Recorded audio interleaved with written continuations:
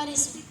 આપણે પહેલા એક કાચનો ગ્લાસ લઈશું, પછી એક ફૂલાડેલો ફુગ્ગો લઈશું અને નાનું રફ કાગળ લઈશું।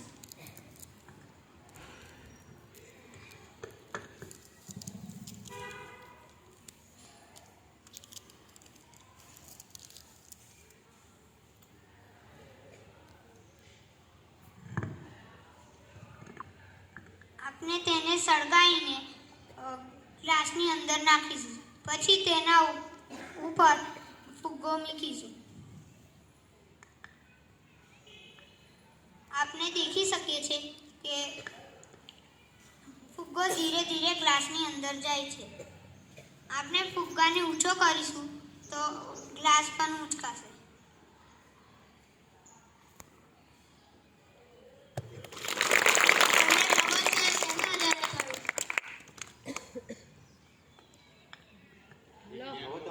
તેના આધારે થયું બોલો। શા કારણે હવા વિશે ભણ્યા છો? નહીં આવતું હવા